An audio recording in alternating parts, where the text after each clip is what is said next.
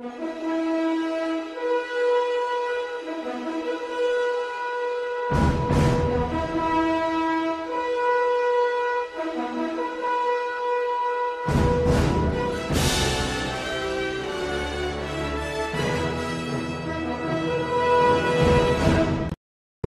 1947, three scientists at Bell Labs invented the transistor.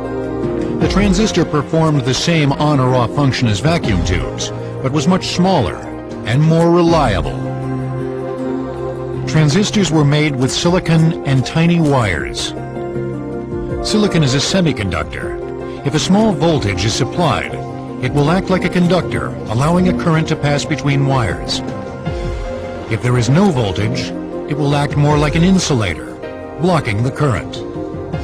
This characteristic of silicon is what enabled transistors to speak the binary language of computers and would make silicon the foundation of the computer industry.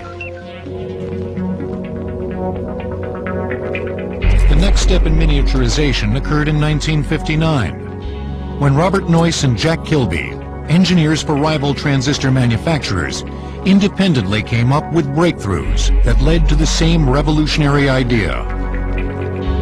An entire network of electronic components, transistors and all, incorporated onto a single chip of silicon. This great innovation in electronics was called the integrated circuit. In 1969, 5,000 integrated circuits made up the heart of each of two identical computers. One on the lunar orbiter and one on the lander. For their size, these were the most powerful computers on Earth, or off. As Neil Armstrong took one small step in the lunar dust, Ted Hoff, an engineer with the Intel computer chip company, was making the last great leap in miniaturization. Developing an idea that would put an entire computer on a chip of silicon, the microprocessor.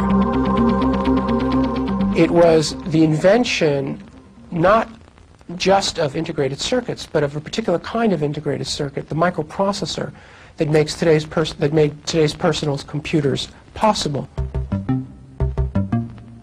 Hoff had been told to design 12 separate integrated circuits to make a Japanese pocket calculator.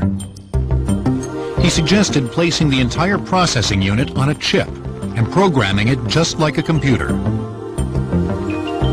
Intel developed the idea, and by 1970, they had a working model of a microprocessor.